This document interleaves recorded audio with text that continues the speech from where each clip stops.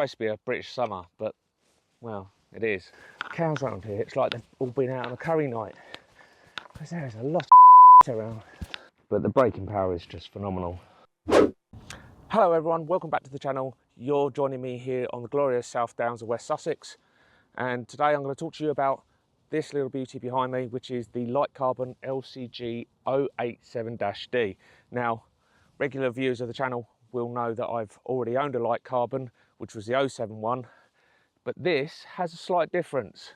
This one does come with a micro suspension at the rear there. I've also opted to have this finished in a crackle paint version, which I'll put on the screen now the exact cost, but it's around about $100 more, $130 more. The bike does come as standard in a matte black or glossy if you prefer. And the other little unique feature here is this fin for aerodynamics, which, to be honest, on gravel you could kind of question, is it even worth it? But we'll come on to that in a minute. So what you need to know about this bike frame. LightCarbon has recently been reviewed on the likes of Hambini, who is known for roasting bike frames for their quality, and he actually thought his particular one, he's got a different one, but he said that he thought that this was quality for the money. Now we'll get onto the price in a little bit and what this total cost is of this build, but what you see is something that's really nicely finished, and to be honest has been up there with the best of them, like my Yolio, a Windspace, any Western brand I can think of that I've owned over the years. And I finished this with a group set here from Sensah, which is their HRD or hydraulic version of their 1x12 system, G12. And that comes with a derailleur, which has a clutch change stabilizer system and is very nicely finished as well. And to be honest, for the money that you pay, it's extremely good value. I've also opted for tried and tested on several bikes now, the Senicx cranksets, as good as anything from the likes of Shimano or SRAM. This particular one is the PR2 version, but they do a GR2. And the gearing I've opted for is the 44 tooth on the front there with an 1136. Now, that's probably slightly unusual for the gravel terrain that I typically ride. My last bike was an 1150 cassette with a 42 on front, but I kind of see that this bike will be used probably more evenly between the road and, of course, off-road. The wheels, you would have seen those before, but they're my tried and tested again. Scribe gravel alloy wheels. Yes, it's tempting, and you could probably say, well, why on earth didn't you just go and buy, say, a set of LightCarbon wheels for similar kind of money, around the £300 mark? But to be honest with you, when you look at the specs, this comes with a ratchet drive, and the bearings in it are superb. And I've seen a few issues with people that have gone for cheap carbon wheels. I'm not saying elite, but with other cheap carbon wheels. And I just think for the terrain I ride, I'm more than happy with alloy. This comes in, and I'll put it on screen now, but I believe it's about 16, 20 grams, and they just roll forever. But more on that in another video. As for the bike itself, the little micro suspension, well, I've just actually taken this out off-road for the first time.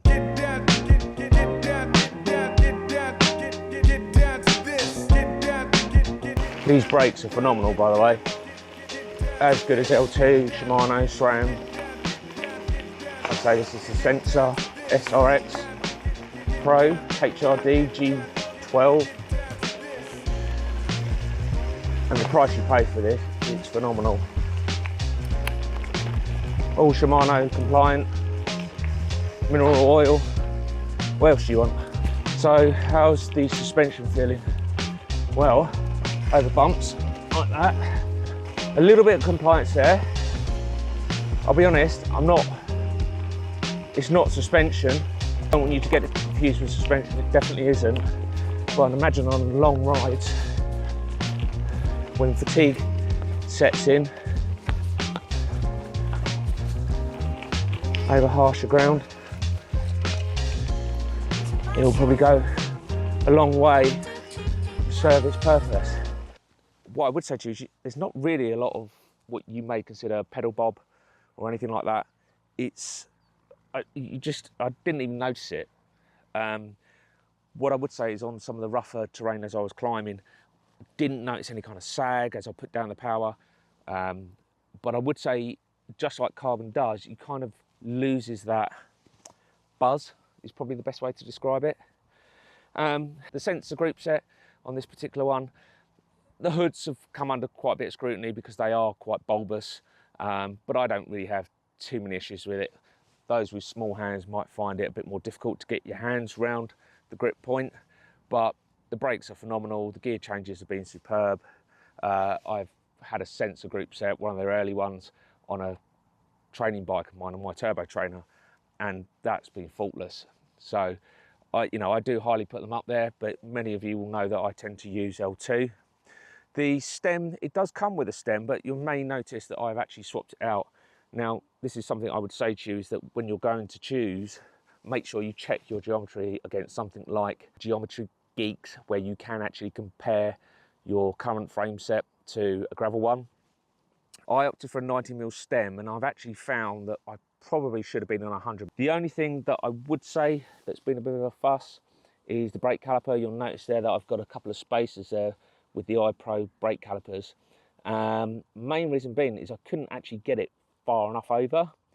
So I have noticed on their website that it does say it doesn't fit L2.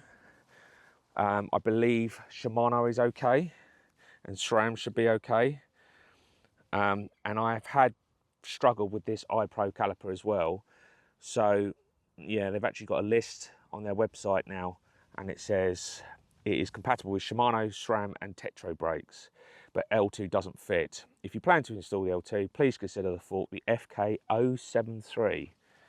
And I must admit, I think for any kind of aero gain benefit, you're probably better off opting for sticking without that fin, unless you're going to be running one of the more mainstream group sets, because I struggled with that one and I've only just about managed to get that to work. So just to give you a few more stats, the frame size, medium like this one, the weight plus or minus 40 grams for tolerances, but it's 1480 complete. Seat post is 31.6, so you have got the option there to put in your own. Bottom bracket is a T47 with an 85.5 width. Tyre clearances are 47C for a 700 and 1.95 or just shy of 2 inches for a 650B. I've got 47Cs on mine at the moment, and as you can see, plenty of clearance there. The other key little feature of one like this is you do actually have, of course, the UDH, which is fast becoming popular. So if you don't know what UDH is, it's Universal Derailleur Hanger, which essentially means if you do ever have a problem, you won't have a problem getting any spares. I do recommend that you consider purchasing spares when you buy this bike. Many of you will be concerned with things like that. So this little elastomer, I'm sure it's not going to wear out anytime soon, but I did actually ask for an additional one and they just charged me $10. So I think for the lifetime I'm going to have the bike, it's more than catered for. Is fully internally routed, and again, if you have got the carbon stem, you can run it fully through, but I've chosen not to as I'm playing around with stems at the moment. And of course you've got this little storage box, so you just flick the switch there and it pops, give it a little wiggle, and you can see I've got my cables in some sound deadening there, but you just pop that out.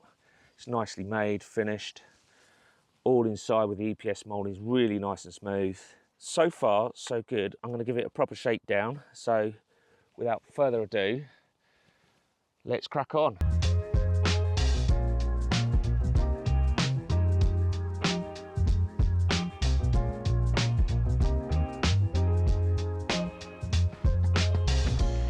Yeah, it gets pretty hairy pretty quickly. Yeah, this bike can handle it well, there's no denying that. Yes, it's a combination of things, from my mediocre skill to tyre choice, pressures, blah blah blah. Definitely smooths out things, definitely smooths out things.